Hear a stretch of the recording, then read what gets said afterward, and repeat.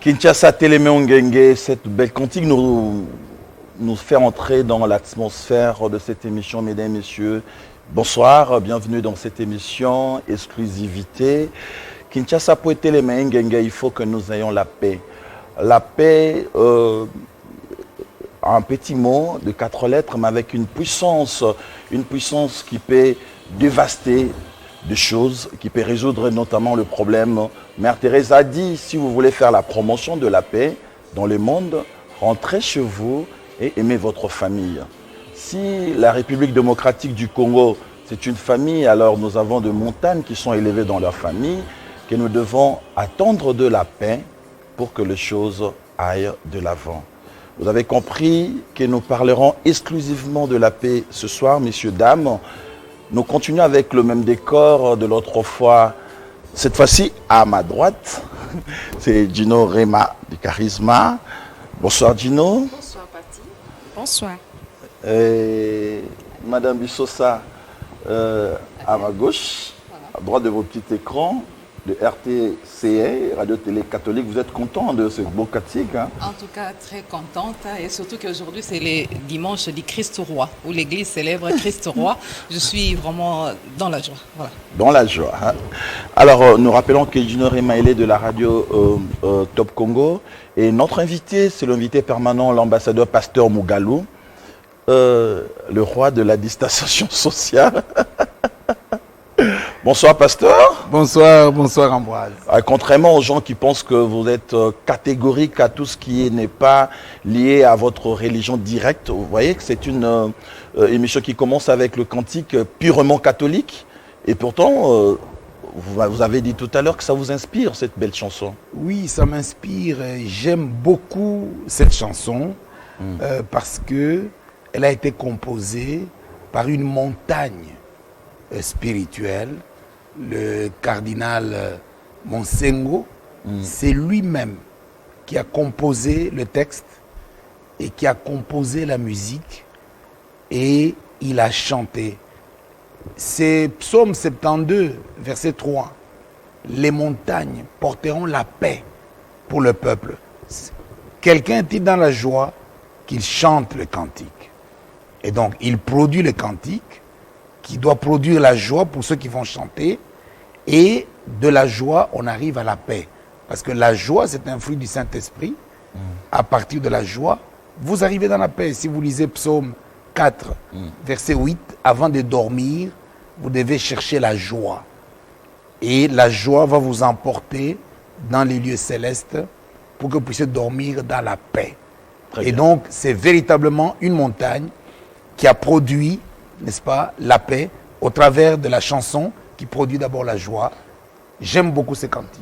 Et nous espérons qu'il y ait d'autres montagnes. C'est la raison de cette émission politique nous allons essayer de prier et de voir dans quelle mesure que nous devons susciter leur moi intérieur pour que la paix soit élevée dans la montagne politique, nous avons dit. Et je vais demander directement d'entrer des jeux à Charisma qui est bouillonné de poser ces questions d'autrefois et celles d'aujourd'hui. Allez-y, allez-y.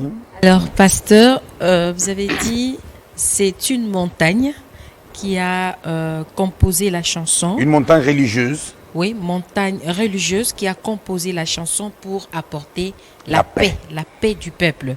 C'est ce que vous voulez dire. Alors, je reviens vite au thème de l'émission. Tout à l'heure, dans le coulisses, vous m'avez dit que le thème, c'est la montagne élevée pour la paix du peuple. Donc, c'est pour dire que quand vous parlez de la montagne élevée, donc nous devons faire allusion à un leadership ou à quelqu'un qui est voté, élu, je ne sais pas. C'est à cela que vous faites allusion ou carrément à une personne ou une personnalité religieuse? Je prends le cardinal Monsengo. Il a été élevé. Toute personne élevée provient de la terre. C'était un morceau de terre comme tous les autres. Et ce morceau de terre est devenu une termitière, une colline, et puis une montagne au sommet, n'est-ce pas? Montagne religieuse au sommet de l'Église catholique. Et Dieu vous élève comme montagne dans le but de porter la paix pour le peuple. C'est Psaume 72, verset 3. Et dans Matthieu 5, verset 9, Dieu dit, heureux ceux qui procurent la paix, ils seront appelés fils de Dieu. Et au verset 44, ceux qui doivent procurer la paix doivent aimer leurs ennemis, doivent prier pour ceux qui les persécutent, afin qu'ils soient les fils du Père céleste qui donne la lumière du soleil aux méchants et aux bons, qui donne la pluie aux méchants et aux bons. Et celui qui est élevé, il est élevé par Dieu pour qu'il puisse être comme Dieu, qu'il soit l'image de Dieu dans les fonctions qu'il occupe. Et l'élévation, vous pouvez être nommé par le ministre, nommé par le président, élu par le peuple. Eh bien, cette élection, ce n'est pas le jour où physiquement vous êtes élu que Dieu vous a élu. Pour nous, nous serons surpris que tel il est devenu ceci, il est devenu cela, mais Dieu n'est pas surpris. La providence. Parce que les gens disent providence, ce n'est pas la providence, c'est la prescience de Dieu, c'est la prédestination. Donc Dieu vous avait déjà désigné avant la fondation du monde, alors que vous étiez encore dans le ventre de votre mère. Dieu a déjà filmé votre vie. Selon Psaume 139, verset 16, alors que je n'étais encore que dans le ventre de ma mère, Seigneur, tu m'as vu et tu as écrit sur mon cœur, tu as filmé chaque jour de ma vie avant qu'aucun ne puisse exister. Et si vous lisez dans 1 Corinthiens 12, verset 28, là on dit Dieu a donné les dons de prophète, le don d'enseignant, le don de gouverner, le don de gouverner. Ce sont des dons que Dieu donne, le don de la paix. Le don aussi de mener la guerre contre les ennemis, par exemple. Les armes pour faire la guerre. Et quelle guerre? Une guerre juste. La guerre juste qui est conforme, n'est-ce pas, aux prescrits de la parole de Dieu, qui est conforme, n'est-ce pas, à la Bible. Donc, pasteur, vous voulez dire que toute personne élevée doit impérativement produire la paix? Toute personne élevée doit impérativement produire la paix. Mais ce n'était pas le cas avec David. Une fois élevé, David a eu à combattre les ennemis d'Israël.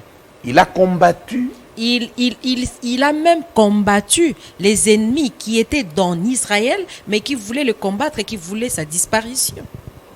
Dieu a élevé David pour que David puisse pacifier Israël.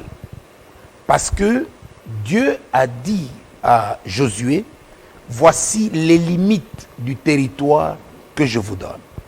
Et David avait l'obligation de dégager tous ses ennemis, parce que Dieu a dit dans Genèse 15, verset 16, à la 4e génération, vous prendrez ce pays, parce que l'iniquité de ceux qui l'occupent, les Amoréens, les Cananéens, n'est pas encore à son comble. Et donc, nous ne pouvons les combattre que lorsque leur iniquité arrive à son comble, et nous les combattrons avec le comble d'amour. Mais il faudrait être explicite, pasteur. Iniquité, bon, pour les remèdes des mortels, par exemple. C'est-à-dire que compliqué. La mondanité, lorsque la mondanité arrive à son comble, comme à Sodome et Gomorrhe. Donc, excès de péché. Oui, c'est-à-dire que vous arrivez maintenant à... Vous n'êtes plus gêné. Vous êtes tellement accoutumé au péché que vous pouvez marcher nu, vous pouvez faire l'homosexualité, etc.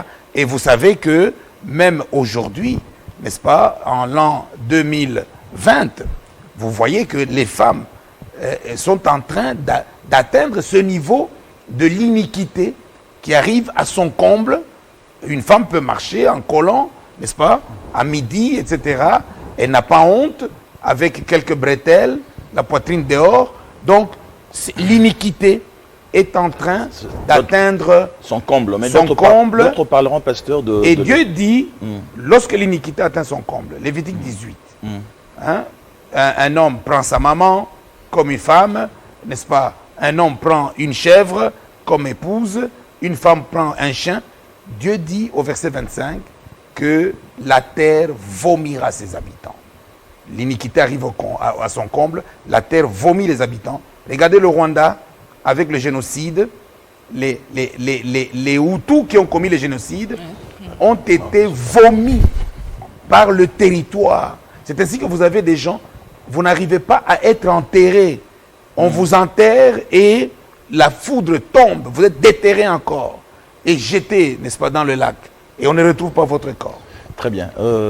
Donc, à l'illustration, à la dernière illustration où vous parlez, donc, nous pouvons dire que le coronavirus, c'est aussi une sorte de châtiment que Dieu a fait. Bien sûr, le coronavirus arrive à la fin du Nouveau Testament. C'est-à-dire qu'à la fin de chaque âge de l'Église, il y a toujours l'iniquité qui arrive à son comble. Et vous avez vu, pour que les enfants d'Israël sortent de l'Égypte, on a multiplié les souffrances des esclaves. Et donc l'iniquité des Égyptiens est arrivée à son comble. Et c'est alors que Dieu envoie l'ange de l'Éternel pour exterminer les fils aînés des Égyptiens. Et donc David, pour répondre à votre question... Le fils est de mauvaise montagne. Pardon? Si on parle de fils d'aîné, on peut parler de mauvaise montagne. De mauvaises montagnes? Oui, parce qu'ils sont élevés, le fils d'aîné. Non, je parle de David. Je dis que David, c'est ainsi qu'il devait combattre, chasser ceux qui occupaient, n'est-ce pas, Canaan, parce qu'ils avaient offensé Dieu au point que leur iniquité est arrivée à son comble. Et David doit nettoyer. Il doit nettoyer. Parce que Dieu dit, si quelqu'un, n'est-ce pas, pêche, et que dans 1 Corinthiens 5, je crois, verset 10, et que vous lui demandez de confesser, il refuse, vous venez avec le témoin, Matthieu 18, verset 15, verset 16, avec des témoins, il refuse, verset 18, l'Église lui donne un préavis de 30 jours, s'il ne confesse pas, on les livre entre les mains de Satan pour que son corps soit détruit et que son âme soit sauvée. Très bien. Adèle Bissosa, même si on parle de cet évangile, le vieux évangile, parce que la grâce est là, vous répondrez après que la question d'Adèle soit posée. Voilà, pasteur, même les chrétiens disent, je vous laisse ma paix, je vous laisse la paix, mais il était buté à des difficultés. Il y a le chemin de la croix jusqu'à être crucifié. On s'est dit que ce n'était pas facile, mais il est sorti quand même vainqueur. Mais par rapport au contexte de notre pays, comment faire regagner la paix? Parce qu'on sait qu'aujourd'hui, il y a beaucoup de difficultés qui empêchent les Congolais de vivre en paix et à crise politique, ainsi de suite. Comment instaurer la paix? On sait que la situation est très compliquée. Quand vous faites un commentaire, il faut que je touche d'abord à ce commentaire. Ésaïe 30, verset 18 à 20. Vous avez parlé de la grâce. Dieu dit, lorsque Dieu veut vous donner la grâce, étant un Dieu juste, Dieu n'est pas injuste pour faire n'importe quoi. Lui qui a brûlé, n'est-ce pas, Sodome et Gomorrhe, pour vous donner la grâce, il veut se lever sur son trône pour vous donner la miséricorde lorsqu'il vous entendra crier vos péchés, afin que, n'est-ce pas, il puisse vous donner par-dessus la miséricorde, il vous donne la grâce. C'est ainsi que la grâce a été donnée au brigand de droite à la croix. Le brigand de droite, n'est-ce pas, s'est repenti. Il a appliqué Matthieu 18 à son voisin et il a découvert que Jésus, c'était Dieu lui-même, n'est-ce pas? C'est alors qu'il a reçu la grâce. Jésus lui a dit, aujourd'hui même, tu seras avec moi, n'est-ce pas, au ciel. Mais il n'a pas donné la grâce aux brigands de gauche. Hein. Mais il y a les montagnes, nous vivons avec les montagnes, comment posséder? Parce qu'on dit, celui qui veut la paix, prépare la guerre. J'en viens à votre question. Notre pays, celui qui veut la paix prépare la guerre. Cette expression-là, ça signifie quoi? Ça signifie quoi? On y reviendra après. que je réponde d'abord à la situation de notre pays. Notre pays traverse une épreuve de croissance. C'est une épreuve de croissance. Il faudrait qu'on explicite cela. C'est-à-dire que le pays est né en 1885 en esclavage. Et le 30 juin 60, comme les enfants d'Israël, le pays traverse la mer Rouge et entre dans le désert. Et la croissance de ce pays qui vient de renaître le 30 juin 60 commence... À l'indépendance. Oui, à l'indépendance. Commence maintenant, n'est-ce pas, la croissance a démarré. Et dans cette croissance, il y a les péchés de jeunesse. Les péchés de jeunesse que nous avons commis. Qu'est-ce que L'adolescence. Pardon, oui, les péchés de jeunesse, c'est-à-dire que le pays est encore, n'est-ce pas, jeune, il vient de naître, les politiciens ne sont pas encore mûrs, n'est-ce pas, ils n'ont pas encore l'expérience. Et ces politiciens-là, n'est-ce pas, sont tombés dans le tribalisme, sont tombés dans beaucoup de choses qui sont contraires, n'est-ce pas, à la vocation de montagne de paix qu'ils incarnent.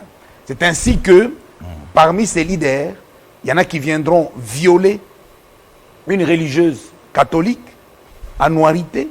Je crois que c'était en 1964, je pense. Anouarité sera violée. Mais avant Anouarité qui est une, n'est-ce pas, qui sert Dieu selon sa foi. Mais avant Anouarité, nous avons le prophète Branham parle de 22 missionnaires catholiques qui ont été massacrés à Congolo. Ouais. C'était le 1er janvier 1962 par les troupes du colonel Vital Pakassa et on les a massacrés. Et regardez ce qu'il nous dit ici. Il dit ceci dans questions et réponses qu'il a prêché le 24 août 64. Il dit ceci. Considérez, paragraphe 60, les missionnaires qui sont morts là-bas sur les champs de mission en Afrique. Considérez ceux qui sont morts là-bas dans les régions glacées du Nord. Considérez ceux qui sont morts dans l'arène, partout dans le monde, au Congo belge et tout autour du monde. Ils sont morts partout en Chine, au Japon, partout dans le monde. Et la venue du Seigneur sera universelle. Cet enlèvement le sera. C'est une malédiction. Pasteur, excusez-moi de vous interrompre. Pour le cas de Moïse, par exemple, vous connaissez la procédure pour arracher la paix, comment il a procédé. Il s'est comporté en ingrat, voire à l'égard de laissez-moi d'abord achever. Pharaons. Vous avez posé une question. Je vous en prie. Je voudrais d'abord achever. Je vous dis que les épreuves que nous subissons maintenant, que nous traversons, sont des épreuves de croissance. Et le pays est né à Berlin comme colonie en esclavage. Le pays a expérimenté la nouvelle naissance le jour de l'indépendance. Le pays a commencé à grandir. Dans cette croissance, il y a eu les péchés de jeunesse qui ne sont pas confessés. Il faudrait que les leaders politiques puissent confesser ces péchés-là qui ont été commis. Et ce sont les péchés qui font, Dieu dit, quand l'iniquité arrive à son comble, le pays vomira ses habitants. Il y aura toujours des tempêtes qui sont soulevées par la terre elle-même pour nous vomir. Quand les gens parlent de balkanisation, oh non, les gens veulent nous arracher le pays, etc. C'est ça. La cause, elle est là. Et maintenant, le pays a grandi et le pays a atteint l'âge de mariage. L'alternance matérialisée par, n'est-ce pas, le mariage de Joseph Kabila avec Étienne Tshisekedi. Ce mariage, c'est entre deux personnes.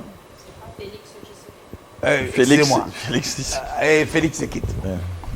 C'est la même chose, c'est le fils d'Étienne. Voilà. Eh bien, ce mariage, n'est-ce pas, c'est le mariage entre deux personnalités, entre deux montagnes. Entre deux montagnes.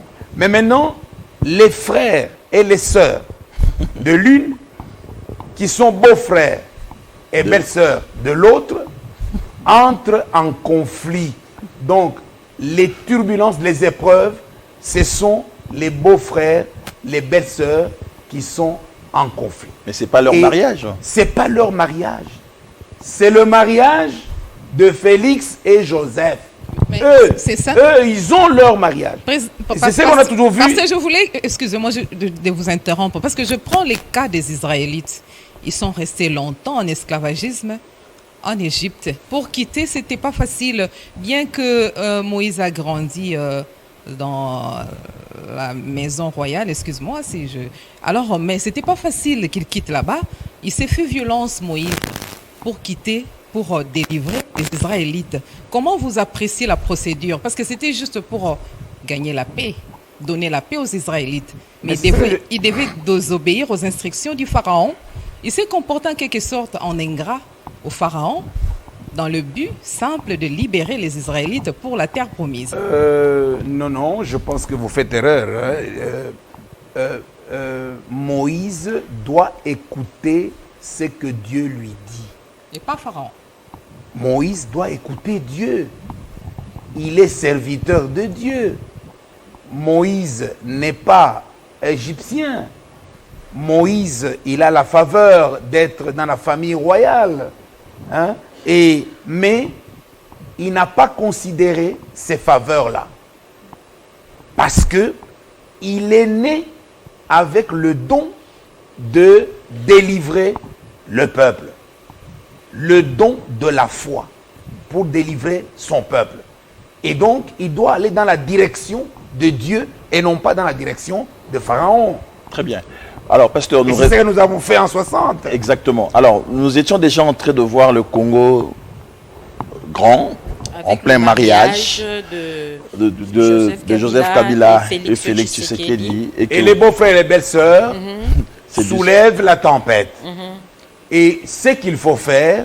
Il faut les Kinzonzi, vous l'avez dit l'autre fois. Et il faut les Kinzonzi qui doivent venir faciliter le dialogue, la concertation, comme le dit Amos 3, versets 2 à 3.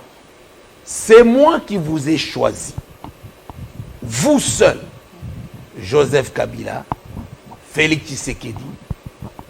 C'est pourquoi je vous châtierai pour vos iniquités. Vous devez être ce que Dieu a dit que vous soyez. Des montagnes élevées, des montagnes élevées pour produire la paix. Maintenant, moi, ma question, comment devrait-il procéder pour arriver à produire effectivement cette paix-là? Nous partons d'abord sur la base de l'amour que l'homme a déclaré à sa femme. Rappelons tout de même que le président Félix est l'homme dans les contextes actuels et que le président honoraire qui constitue dans cette illustration la femme. L'amour que l'homme a déclaré à sa femme et l'amour que la femme a déclaré à son mari. Ce sont les paroles de vœux qui constituent le mariage, l'accord de mariage. C'est ça la base. L'accord entre FCC Cash. L'accord entre FCC Cash. Entre Joseph Kabila et Étienne et Félix Tshisekedi. Oui, merci de préciser la nuance. Oui. Et ce sont les deux montagnes qui se sont mariées. Mais maintenant, les concitoyens ont gagné du terrain. Qu'est-ce que... Mais laissez-moi terminer l'idée. Allez-y. Donc, ce sont les deux montagnes qui se sont, n'est-ce pas, qui ont signé cette coalition qui matérialise l'alternance et qui marque l'étape de maturité conjugale de notre pays. Donc le pays, le Congo, est devenu une femme mariée. Et maintenant, nous devons le couple doit vivre sur la base de leurs accords. De mariage qui sont conformes, n'est-ce pas, à la Constitution, qui sont conformes aux lois de la République. C'est ce qu'ils doivent vivre. Maintenant, s'il y a une tempête qui survient, qu'est-ce qu'ils doivent faire? L'époux, en tant que commandant Suprême du bateau, qu'est-ce qu'il a fait lorsque le bateau de Jonas, n'est-ce pas, a failli sombrer? Il a pris le surpoids, tous les colis. Les extrémistes. Les extrémistes sont des colis qui constituent le surpoids. Et on les a pris, on les a jetés dans l'eau. Et surtout, les serviteurs de Dieu, Jonas. Parce que c'est à cause de l'iniquité de Jonas. Lui-même l'a dit, c'est à cause de mon iniquité qu'il y a la tempête. Pasteur, vous l'avez dit lors de l'émission précédente que non, il faudrait se débarrasser de surpoids, des extrémistes. Oui. Mais j'aimerais que, parce que j'ai vraiment eu beaucoup de questions par rapport à ce que vous avez dit l'autre fois, ces extrémistes, en tout cas les gens aimeraient que vous parliez en des termes plus clairs et à être vraiment plus précis. C'est-à-dire les extrémistes aujourd'hui. C'est qui? Tshisekedi doit faire quoi exactement? Joseph Kabila doit aussi faire quoi exactement pour que cet accord de mariage puisse subsister, puisse continuer à être en application? Lorsque il y a une tempête au sein du couple qui connaît parmi ses frères et sœurs qui est extrémiste, ce n'est pas au pasteur de venir dire que c'est celui-là qui est extrémiste. Non, il va se tromper. C'est eux-mêmes. Vous faites partie des Binzonzi, pasteur. Vous pouvez être C'est clair le parce que Kinzonzi. je suppose qu'ils sont en train de nous suivre. Vous pouvez leur dire que non. Aujourd'hui, à partir d'aujourd'hui, pour que votre mariage marche normalement, vous devez vous débarrasser de telles personnes, par exemple, ou vous devez vous débarrasser de tels comportements. Vous pouvez aussi les aider dans ce sens. La Bible dit ceci dans Ézéchiel 36, verset 31, que quand le Saint-Esprit viendra en vous, tel que nous sommes en train de prêcher maintenant, il vous convaincra de votre conduite qui était mauvaise. C'est vous-même qui devez être convaincu. Ce n'est pas quelqu'un d'autre, parce que le péché est individuel, le salut est aussi individuel. Le Kinzonzi, le pasteur, ne peut pas dire à l'épouse que voilà ta faute, voilà ta faute. Non. C'est une faute. Il ne peut pas dire au mari, voilà ta faute, voilà ta faute. Non, ça ne marchera pas. La Bible ne dit pas ça de cette manière-là. La Bible dit que le Saint-Esprit, le Consolateur, Jean 16, versets 7 à 8, viendra. Il vous convaincra De votre fautif. de votre faute. Sinon, lorsque vous commencez à dire, non, c'est celui-là, mais la femme te dira, non, ça c'est mon ami intime. Mais le Saint-Esprit ne peut pas venir comme ça. Il faut quand même l'invoquer. Le Saint-Esprit... Et comment ils vont-ils procéder? Ah, justement, comment le Saint-Esprit viendra? C'est par nos prières. 1 Timothée 2, verset 1 à 2. Priez pour ceux qui sont élevés en dignité, afin que le Saint-Esprit puisse aller les convaincre. Je donne l'exemple.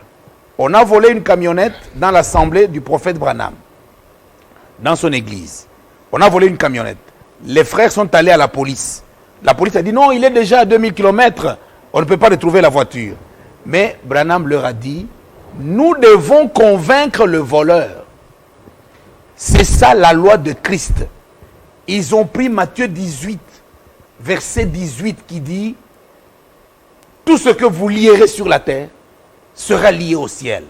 Il a dit aux frères qui étaient là, ils se sont mis à genoux, ils ont prié.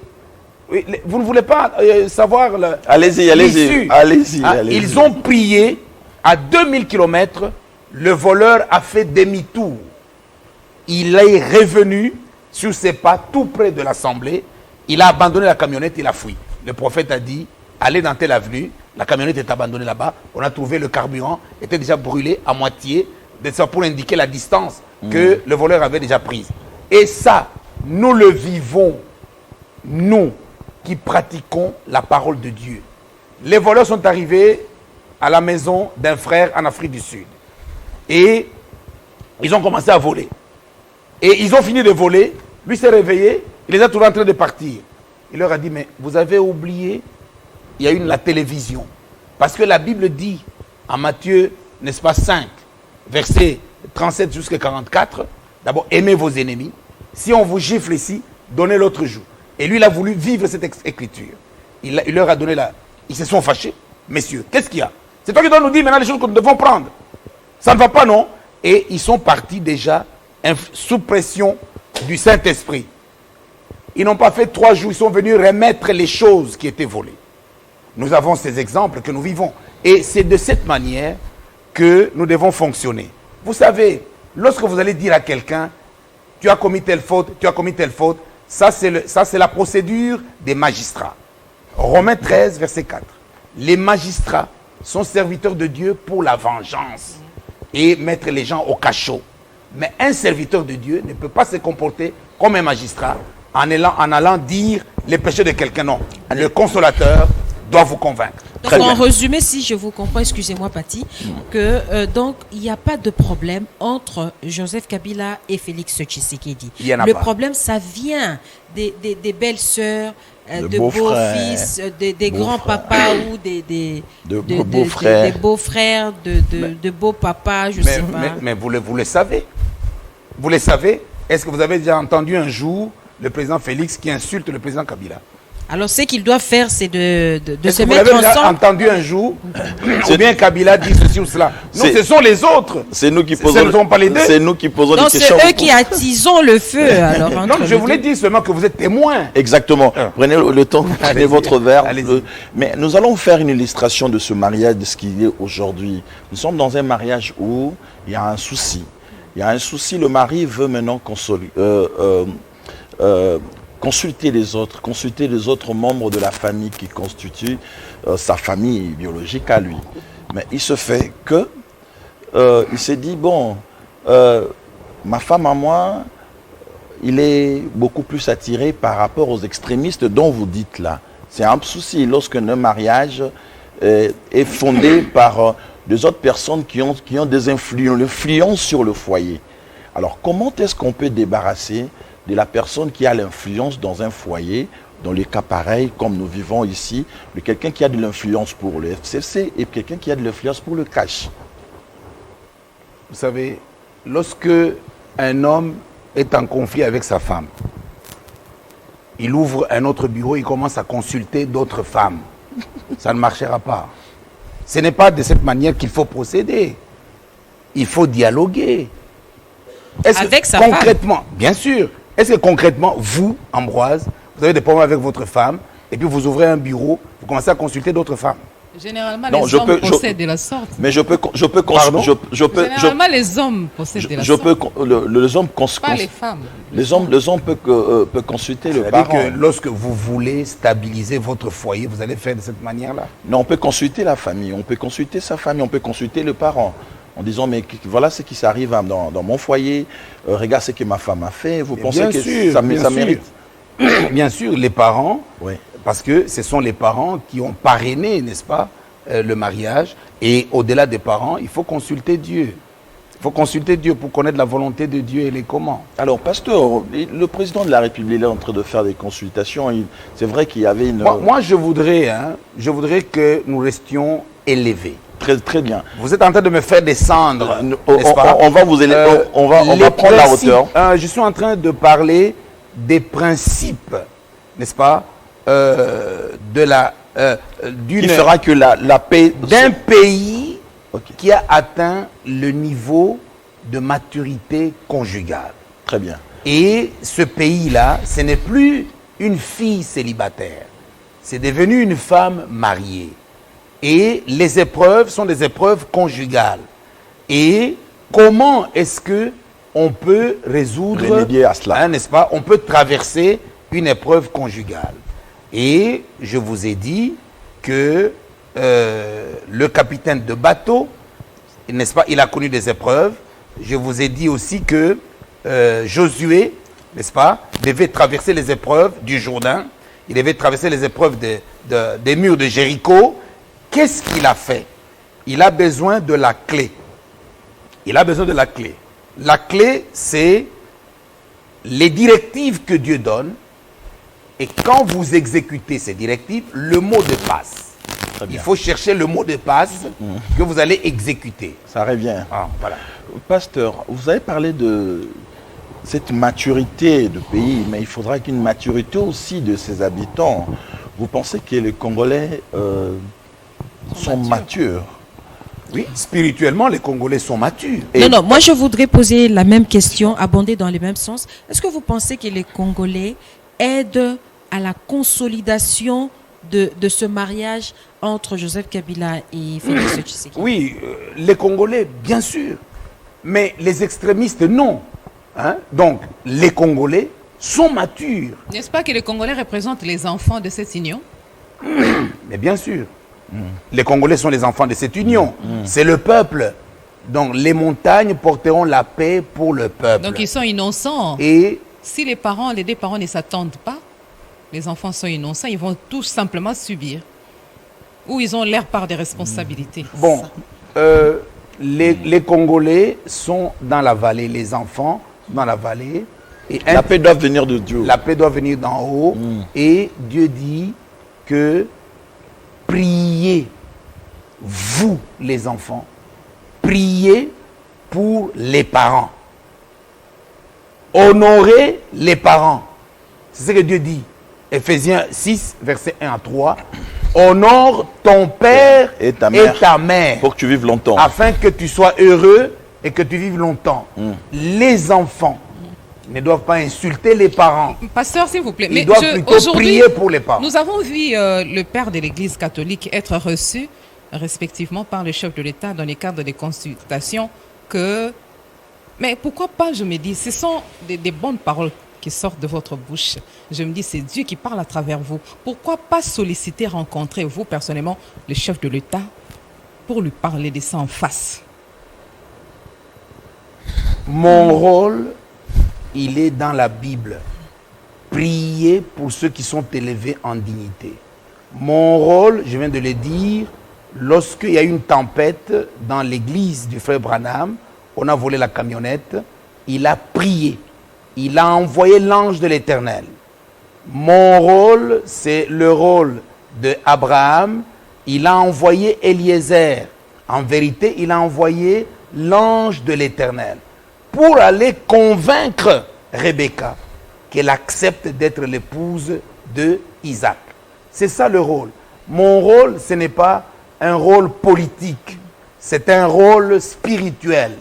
Hein? Et donc, vous êtes en train de descendre toujours au niveau physique, au niveau matériel. Parce qu'ils ont, aujourd'hui, maintenant, là, les deux, Joseph Kabila et Félix Tshisekedi, sont censés dialoguer.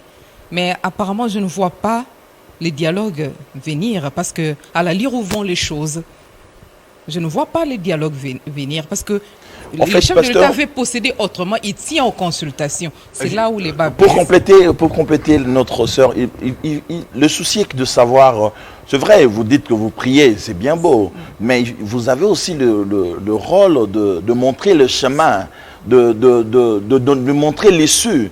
Comment faire au jour d'aujourd'hui où les gens pensent que c'est impossible, l'opinion pense que c'est impossible, un tête-à-tête en ces jours?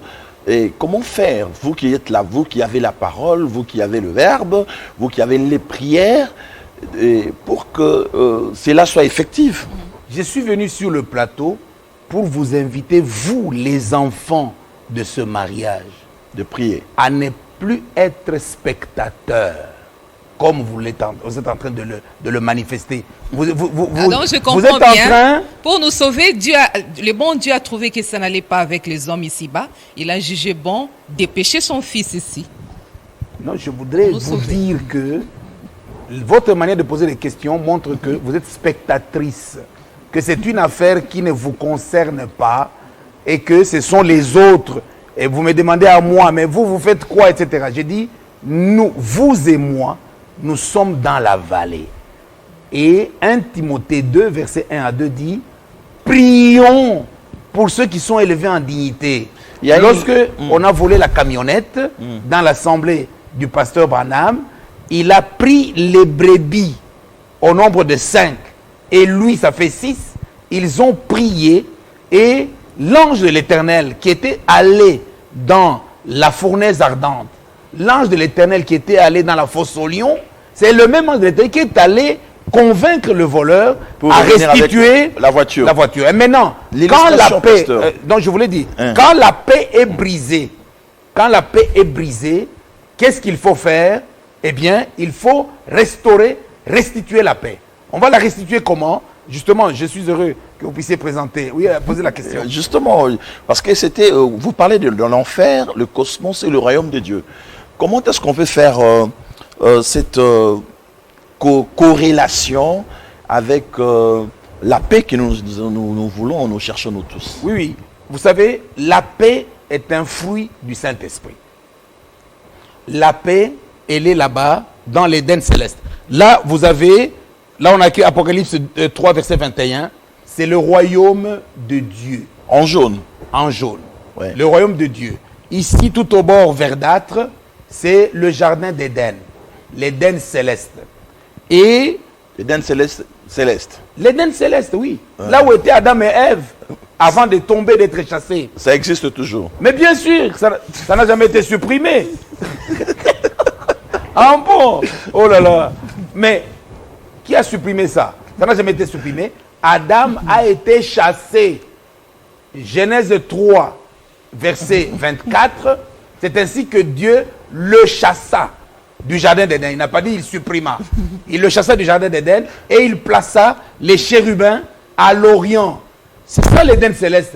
C'est ça en Christ où nous avons été créés. Le lieu de la création. C'est ça. Et au-dessus, vous avez le cercle intermédiaire. Là, Apocalypse 1, verset 16. Non, là-bas.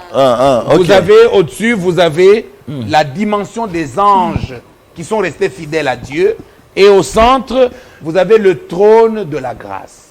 Et ici, vous avez le cosmos. La terre. C'est pas seulement la terre, le ciel aussi.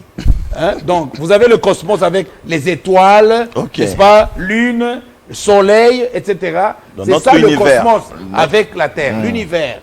Et là-bas, j'ai représenté ce qui est important, c'est Golgotha, la croix de Jésus avec les 2 brigands. Hein? Apocalypse 1, verset 18. C'est là où Jésus est ressuscité avec les clés de la mort et du séjour des morts. Et là-bas, tout au fond de l'abîme, vous avez l'enfer. Et le purgatoire. Vous avez l'enfer. Au centre, le trône de Satan. Tout autour, les mauvais esprits, donc les démons. Et autour des démons, vous avez, n'est-ce pas, la 5e dimension, où était le purgatoire avant la résurrection. Parce que le purgatoire, mettez ça à droite de ce cercle extérieur. Et l'enfer des perdus, n'est-ce pas, la prison des perdus à gauche. Et entre les deux, il y a, n'est-ce pas, un grand abîme infranchissable. Luc 16, verset, n'est-ce pas, 26, qui est écrit là-bas. Et vous avez Apocalypse 2, verset 24. C'est ça les profondeurs de Satan. Maintenant, les mauvais esprits là-bas, c'est eux qui sont auteurs de la haine, rancune, injure, tous les péchés. Les extrémistes. Extrémistes, et même ceux qui ne sont pas extrémistes. Hein, tous ceux, n'est-ce pas, tous ceux qui sont, n'est-ce pas, animés par les mauvais sentiments. Qui n'ont pas le fruit du Saint-Esprit. Qui sont animés par les mauvais sentiments. Le Saint-Esprit se trouve là-bas en Éden céleste. Exactement. Maintenant, ce que je voulais vous montrer, c'est que nous sommes nés dans l'iniquité. Prenez Psaume 130, verset 1. Le psalmiste dit, du fond de l'abîme, je t'invoque, l'âme de nous tous, pas seulement les extrémistes, tous les êtres humains qui sont nés par les relations sexuelles, nos âmes sont là-bas. Ok. Nos âmes sont là-bas.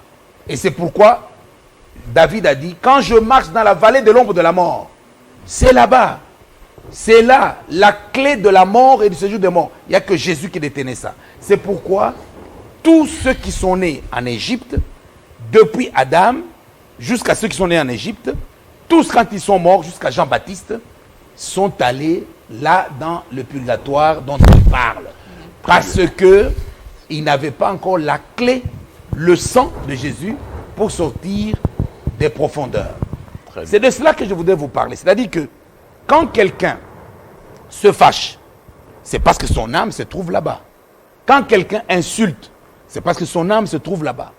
Quand quelqu'un, n'est-ce pas, commet l'adultère, c'est parce que son âme se trouve là-bas. Maintenant, il faut quitter là. La paix n'est pas là. Très bien. La paix se trouve en Éden céleste. La montagne. Et comment vous allez monter là-bas en Éden céleste? C'est de cela que je voudrais vous parler.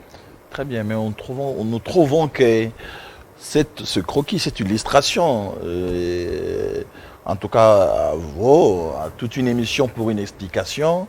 Mais là, nos temps nous est imparti. Nous étions focalisés sur le mariage. Nous espérons que nous avons eu des explications adéquates. Mais pour finir, pasteur, parce que nous arrivons à la fin de cette émission, vous pensez que nous pouvons être dans le droit chemin sans connaître tout cela? C'est possible?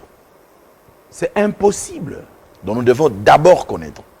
Donc, qui veut dire que nous devons être affermis? Est-ce que vous pensez que le peuple d'Israël peut sortir de l'Égypte sans avoir un guide? Il faut avoir le guide. Le guide, c'est le prophète Moïse. Vous ne pouvez pas de vous-même, n'est-ce pas, décréter. 1 Corinthiens 2, verset 4, verset 9 dit, ce sont des choses que l'œil n'a point vues. Ce sont des choses qui ne sont pas théologiques, n'est-ce pas, que l'œil n'a point vu, l'oreille n'a point entendu. C'est l'évangile que nous n'avons pas l'habitude. Ce sont les profondeurs de Dieu, profondeurs aériennes de Dieu. C'est de là que vient la paix, la joie.